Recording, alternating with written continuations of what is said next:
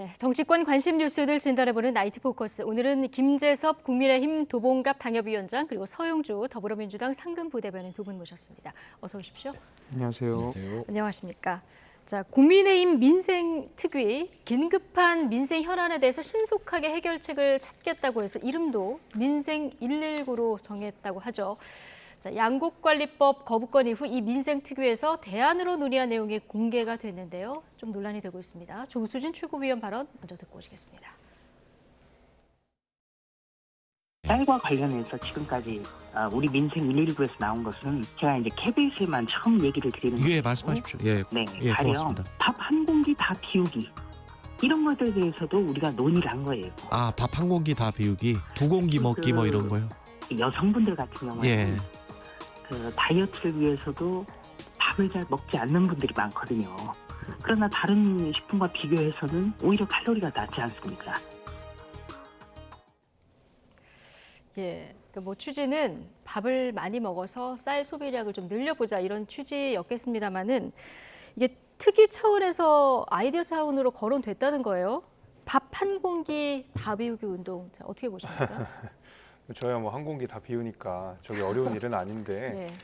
그 당장 이제 뭐 결혼을 준비하고 있는 제 이제 예비 와이프도 이 소리를 듣고 이제 펄쩍 뛰더라고요. 그래서 이게 이제 우리 조수진 최고께서 어떤 차원에서 말씀하셨는지는 제가 이제 충분히 이해가 되고 예. 아이디어 차원에서 나온 내용이기 때문에 사실은 어떤 내용도 나올 수는 있겠습니다만은 그 말씀하신 내용 자체가 국민 공감대를 얻기에는 좀 어려웠던 것 같아요. 그리고 특히 다이어트가 정말 중요한 2030 여성분들에게는 청천벽력 같은 소리거든요. 그래서 말씀하신 취지는 알겠으나 공감대를 얻기에는 대단히 어려운 발언이었다 이렇게 생각합니다. 네, 뭐 갈수록 태산이다. 다음에는 꼭꼭 씹어먹기냐. 뭐 좀 여당 일부 그리고 야당에서 비판이 나오고 있는데, 자 민생 특위가 좀 희화화되고 있다 이런 지적도 있어요. 어떻게 보십니까? 이런 걸 잘 살펴보셔야 될 것 같아요. 그러니까 김기현 국민의힘 대표죠. 출범한 지 얼마 안 됐어요. 그리고 민생 119가 김기현 대표의 1호 특위입니다. 그건 뭐겠습니까? 아, 김기현 대표가 좀 대표직을 맡을 때까지 말도 많고 탈도 많았습니다. 솔직히 말씀드리면 용산의 그늘에서 벗어날 수 있을까? 그리고 그 김기현 대표를 옆에서 같이 지도부를 구성하는 최고위원들. 오늘 조수진 의원의 밥 한 공기 발언. 네. 저는 국민의힘이 집권 여당이잖아요.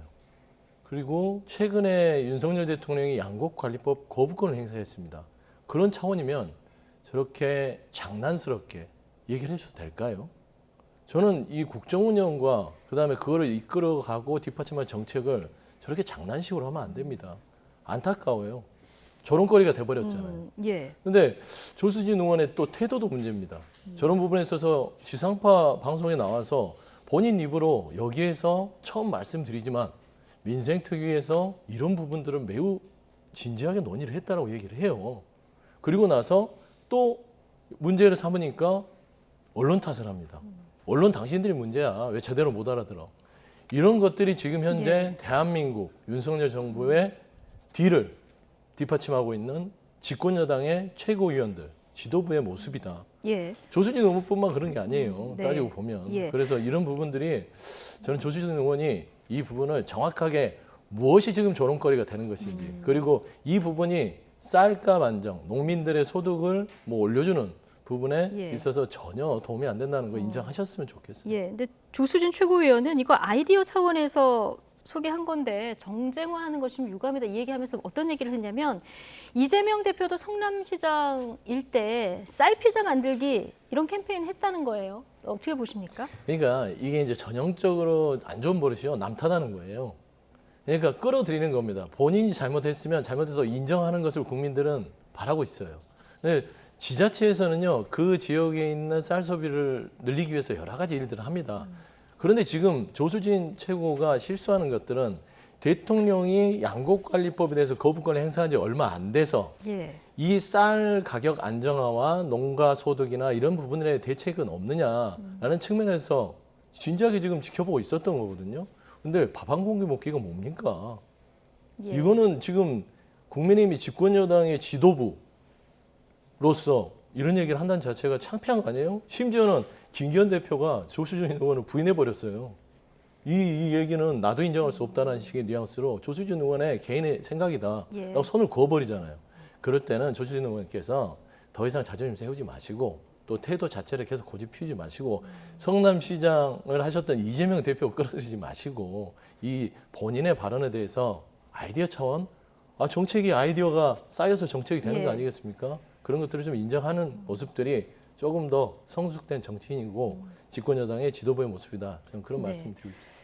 양국관리법에 대한 아이디어로 이제 밥 한 공기 비우기 이거 뭐 제시를 한 건데 뭐 특위에서 이것만 논의는 되지는 않았을 테고요. 어떤 대안들이 좀 논의가 되고 있습니까? 그 사실 이 민생특위가 예. 단순히 뭐 어떤 양국관리법 이거 하나에 대응하기 위한 특위는 아니었고요. 여러 가지 분야가 있습니다. 그래서 실제로 이제 민생으로 다가갈 수 있는 여러 가지 분야에 대해서 앞으로도 인원들을 충원해 가면서 그때그때 필요한 이슈들을 대응하겠다라는 취지에서 만들어진 내용이기 때문에 사실 조수진 의원이 말씀하신 대로 이건 아이디어 차원에서 이런저런 얘기가 나온 걸로 알고 있습니다. 근데 그렇다고 해서 뭐 그 민생특위에서 나온 내용 자체가 바로 양국관리법의 대안이 될 수는 없겠습니다만은 적어도 이제 말씀을 하신 것처럼 이런 아이디어 차원에서 나온 내용을 정제되지 않은 상태에서 언론에 내보내는 건 역시도 이 민생특위가 가지는 정치적 무게라는 것을 다소 가볍게 할 수 있다는 생각이 들고요. 앞서서 이제 서 대변인님께서 말씀을 해주신 것처럼 예를 들면 이재명 대표에 대한 비판, 그다음에 민주당에 대한 비판, 사실 이재명 대표 못나고 민주당 못난 거 다 잘 알고 있습니다. 그리고 저 같은 사람이 또 나와서 얼마든지 비판할 수 있기 때문에 최고위원들, 특히 이제 지도부의 자리에 계신 분들은 훨씬 더 정제된 말씀들을 많이 하셔야 된다고 생각이 되거든요.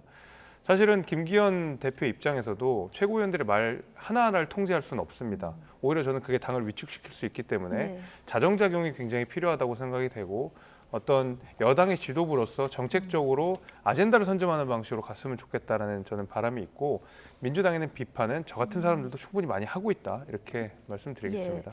근데 지금 김기현 대표가 통제를 다 할 수는 없다 말씀하셨는데 오늘 발언 말고도 뭐 김재원 의원은 3번 연속 그 논란의 발언을 하셨고 태영호 의원 발언도 있었고요. 지금 국민의힘이 대표가 새 대표 체제로 갖춰졌음에도 불구하고 지지율이 고전이거든요.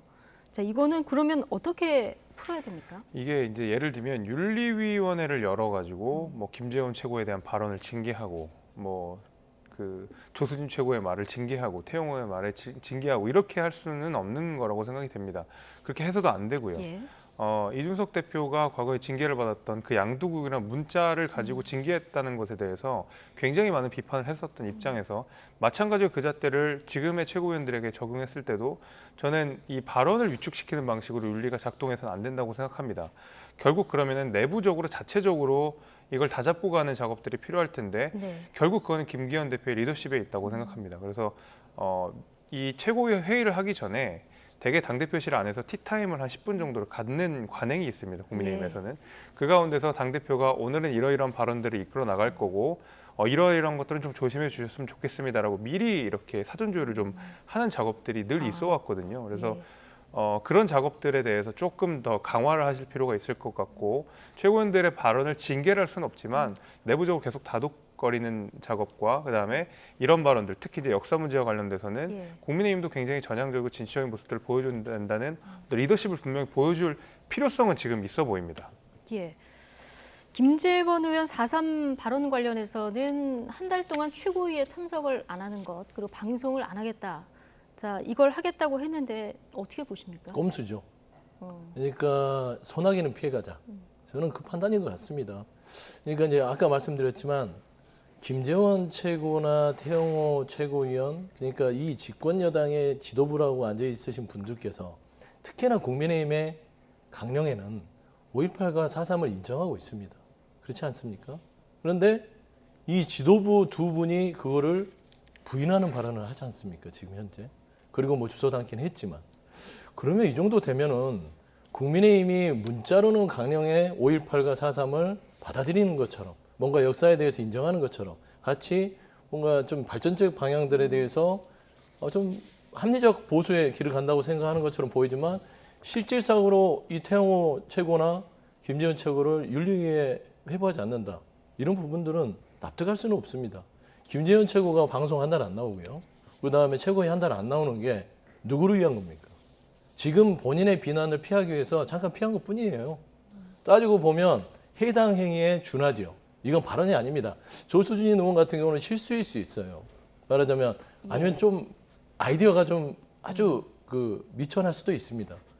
그런 부분과 분리해서 국민의힘이 가지고 있는 5.18과 4.3에 대한 태도가 어떻게 비춰지는지는 이 두 사람에 대한 징계 여부에 따라서 국민들은 그거를 납득할 수 있다라고 좀 보고 있고 예. 하나 덧붙이면 민생 119에서 예전에 정말 웃기지도 않은 일이 비슷한 게 있었어요. 가뭄 대책으로요.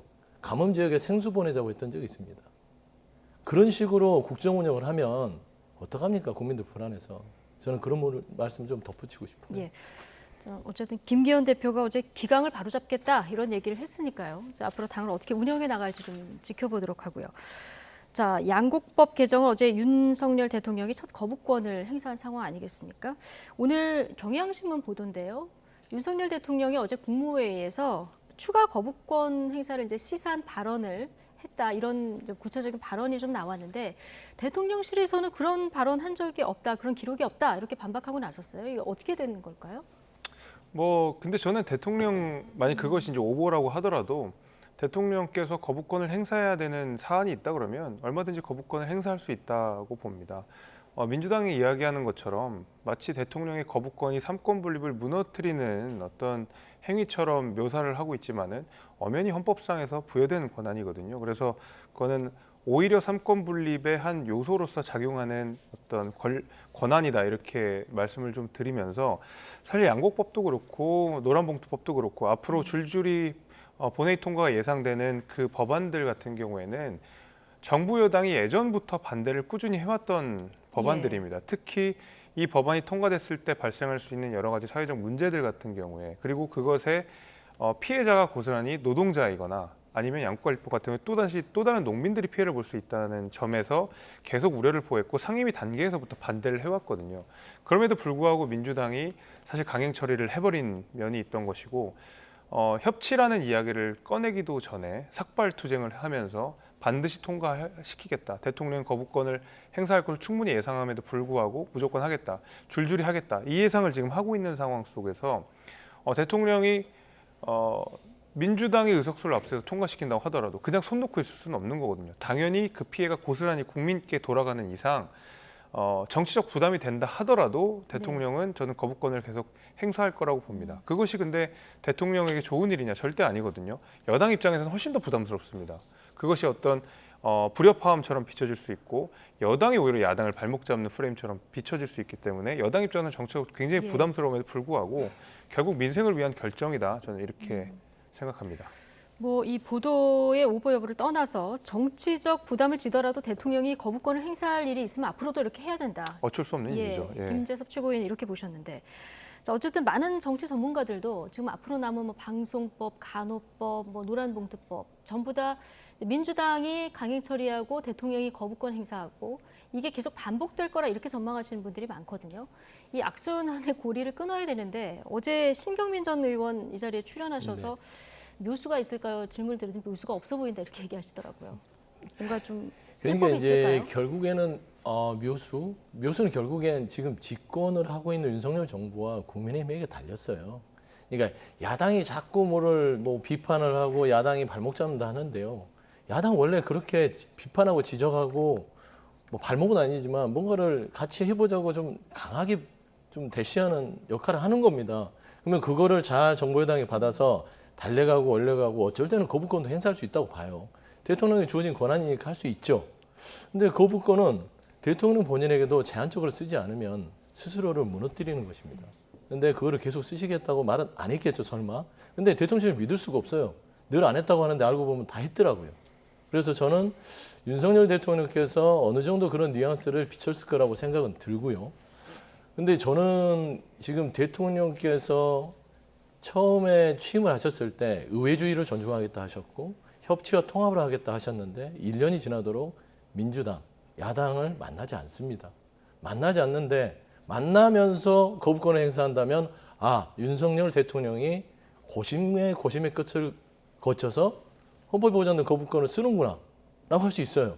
근데 만나지도 않으면서 거부권만 써요. 이게 반복되면 행정독재가 됩니다. 그런 의미에서 말씀드리는 거예요. 그러니까 협치나 만남이나 대화 이런 게 존재하지 않는 상황에서 거부권을 쓴다? 그러면 결국에는 윤석열 대통령이 상권을 해치고 행정 독재로서 그냥 휘둘르겠다라는 것이기 때문에 결국에는 국민들은요 진료합니다. 예. 그래서 묘수는 지금 본인 스스로 약속했던 협치, 통화, 의회주의 부분들을 복원시키는 게 가장 큰 지금 현재까지는 묘수다. 저는 그렇게 판단하고 예. 있습니다. 근데 지금 구도를 보면요, 윤석열 대통령과 민주당이 강경하게 이렇게 전선을 형성하고 있는 것처럼 보이다 보니까 이제 당정 일체 속에서 지금 국민의힘이 안 보인다 이런 지적이 좀 나와요. 어떻게 보십니까? 그 지적이 저는 좀 일리가 있다고 생각합니다.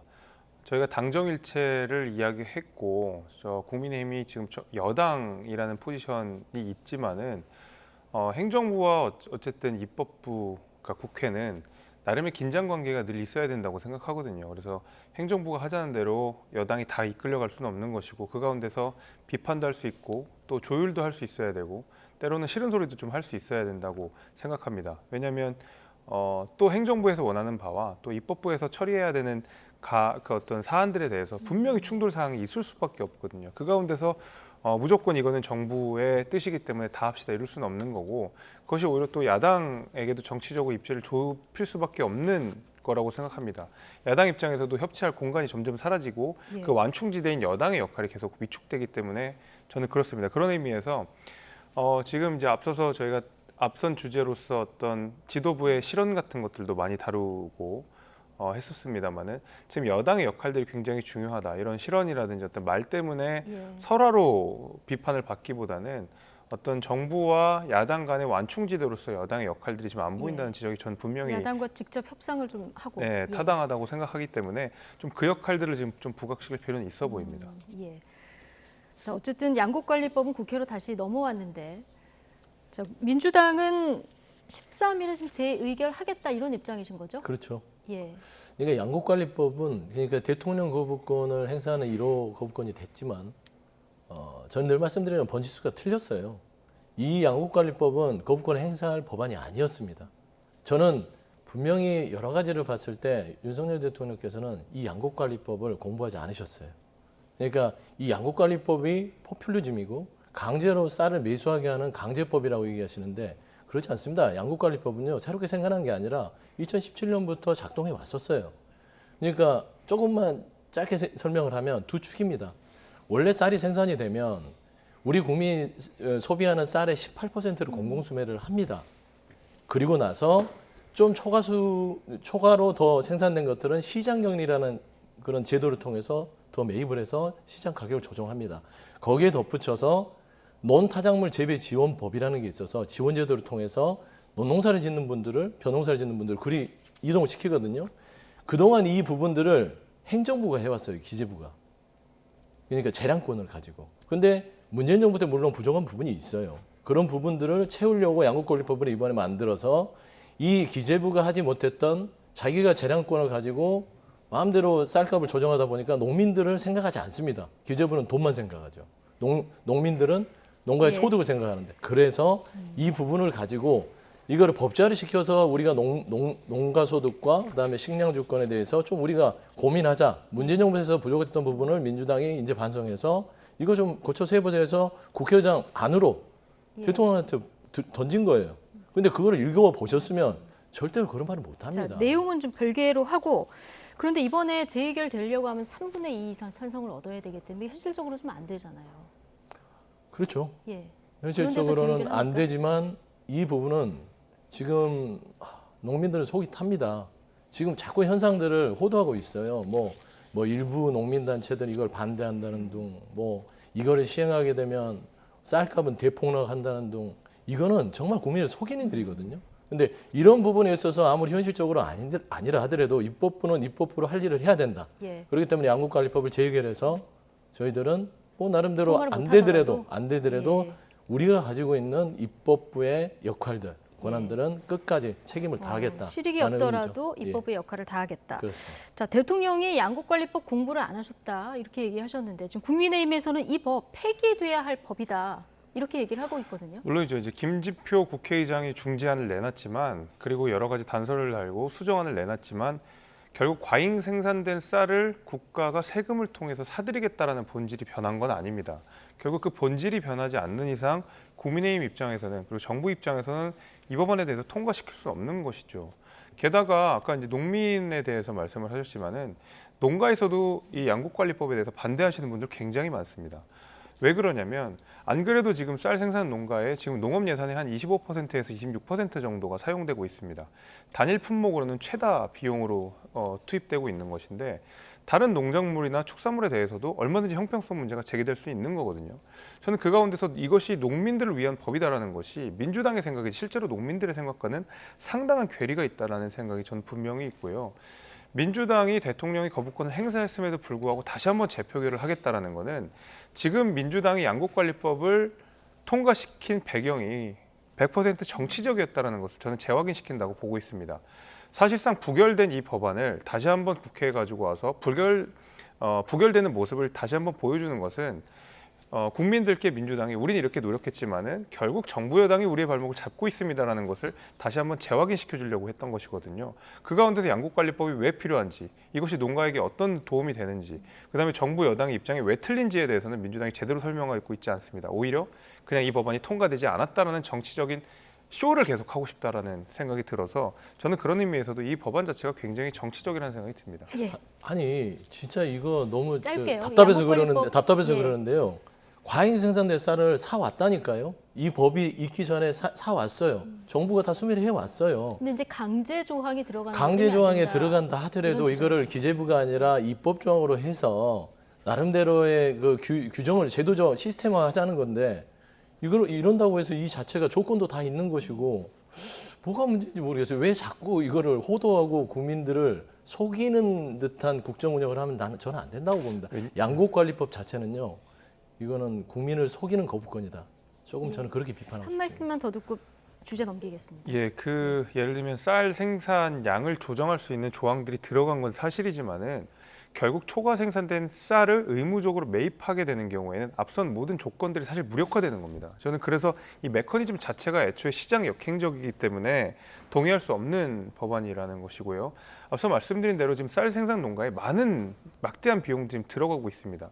다른 그럼 농가에서는 어떤 민주당이 어떤 논거를 제시해서 형평성 논란을 잠식시킬 수 있는지 이 부분에 대해서도 전혀 설명하고 있지 않다. 이 말씀도 다시 드리겠습니다. 네.